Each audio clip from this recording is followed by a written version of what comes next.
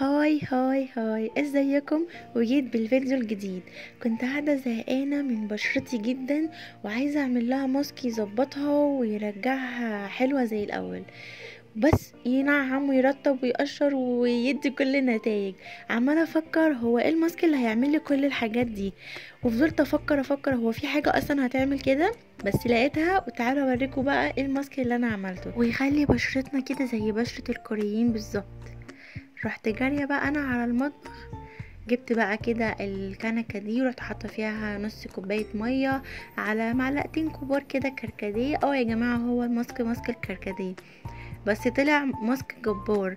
سبته بقى يغلي كده مع نفسه لحد ما برد خالص، ورحت حاطه بقى بتاع نص او ربع الكوبايه كده في بوله صغيره، وحطي عليها معلقتين بقى نشا كبار، وفضيهم في طاسه او اي حاجه صغيره عشان يعملوا معاكي القوام اللي هو السائل ده، وقلبي فيهم كده بسرعه بسرعه بسرعه لغايه ما يطلعوا معاكي القوام ده. والاهم من الماسك بقى الحاجه اللي هنعمل بيها الماسك، البتاعه دي حلوه جدا جدا، احسن من اللي بيكون فيها فرشه.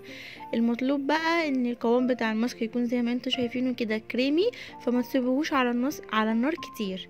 وعشان الطرحه ما تتبهدلش نرجعها لورا كده وناخد احتياطاتنا، ونبدا ان احنا نحط الماسك بتاعنا.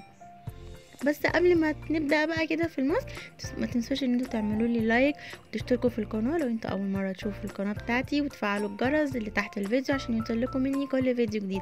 يلا بينا نبدا بقى في الفيديو. واحنا بنحط الماسك كده هقول لكم بقى فوائد الماسك دي كلها ايه. اول واحلى استخداماته ان هو مورد طبيعي جدا جدا للبشره، وان هو كمان بيرطبها وبيجدد الخلايا بتاعت البشره، ومقشر طبيعي جدا وبيشد البشره، وبيخفف كمان من التجاعيد، وبيدي البشره كده نضاره وحيويه ولمعه بتكون طبيعيه جدا. ليه فوائد كتيره قوي في ان هو بيقضي على الهالات السوداء، وبيوحد لون البشره اللي بتكون باظت من الشمس وبيفتحها. دي بقى فوائد الكركديه في الماسك. ليه حطيت حبه البركه؟ لان هي بتنضف البشره حلو جدا، وبتكون علاج طبيعي لحب الشباب، وبتحافظ برضو على نضاره البشره، وبتجدد الخلايا بتاعتها، وبتخلصك من تجاعيد البشره، ومفيد قوي بقى للبشرة الجافة. والنشا معروفة ان هي دايما بتشد البشرة وبتخلي وشك يكون ناعم، وكمان بتفتح. ومن مزايا الماسك ده بقى ان هو مضاد للاكسده، يعني بعد ما تعمليه مش هتحسي ان وشك اكسد ولا اسمر ولا اي حاجه. وكمان بيبقى فيه فيتامين سي طبيعي، يعني حضرتك هتعملي بوتوكس طبيعي ببلاش في البيت. فضلت بقى احط الماسك بالطريقه بقى اللي انتوا شايفينها دي. اهم حاجه ان احنا نوزعه على بشرتنا كلها كويس قوي. عماله بقى كان في اغاني شغاله بقى، وكنت إيه مستمتعه بالماسك بصراحه، مش عارفه ليه بس كنت مستمتعه بيه قوي، وكنت حاسه ان هتطلع حاجه حلوه في الاخر كده. كنت خلصت بقى، هنسيبه بقى من 10 دقايق ل20 دقيقه كده، بس هو 20 دقيقه حلوه قوي. هتسيبوه بقى كده لحد ما ينشف خالص، حيث ان هو نشف على وشكم، وما تحطوش طبقة كبيرة قوي عشان يعني يقدر ان هو ينشف بسهولة. الماسك ده بقى تعمليه مرتين في الاسبوع، هتكرريه مرتين في الاسبوع عشان تلاقي دايما نتيجة حلوة كده، وان بشرتك مورده دايما وناعمة، وتبقي حسي ان انتي بشرتك كورية كده في نفسك. هنحط بقى حاجات صغيرة كده فوق عينينا عشان عينك ما تحمرش قوي، يعني حاجات بسيطة قوي كده، وخلاص كفاية على كده. الاحساس بجد تحفة تحفة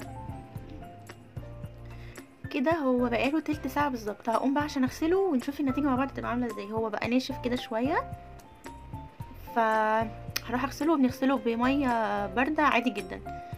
يلا بينا، متحمسة قوي قوي. شايفين النتيجة؟ انتوا شايفين النتيجة؟ مش حاطة اي نقطة ميك اب خالص حاليا. شايفين بقى البشرة ناعمة وبتلمع وفيها نضارة كده، وتحسوا ان هي طبيعية او ازاي، يعني تحسوا ان هي فيها حمار كده طبيعي. والشفايف على فكرة دي لون طبيعي، لون الكركديه. بعمل لكم بايدي كده عشان اوريكي ان هو انا مش حاطه اي حاجه بتتمسح، ده مطرح من لون الكركديه الطبيعي. حبيته حبيته حبيته، وعسولة قوي، 10 من 10، ومش ندمانة اني جربته نهائي. يلا ما تكسلوش وتنشطوا كده وقوموا دلعوا نفسكم وبشرتكم. 3 مكونات على ما اعتقد ان هم كلهم موجودين في البيت، ويلا انتوا كمان بقى جربوها وما تنسوش لما تجربوها تقولوا لي النتيجه معاكم كانت عامله ازاي. انا بصراحه مبسوطه قوي قوي، مش قادره اوصف لكم احساسي ببشرتي دلوقتي عامل ازاي. ما تنسوش بقى تقولوا لي رايكم في الكومنتات واللي حبيتوا الفيديو ولا لا. وبفكر ان احنا نعمل يعني فقره كده باقي تنظيف بشره وماسكات وكل حاجه مع بعض. لو حابين الفكره اكتبوا لي في الكومنتات وان شاء الله خليها الفيديو الجاي لو حابين. وتوحشوني جدا لحد الفيديو الجاي، يا رب يكون الفيديو عجبكم. باي باي.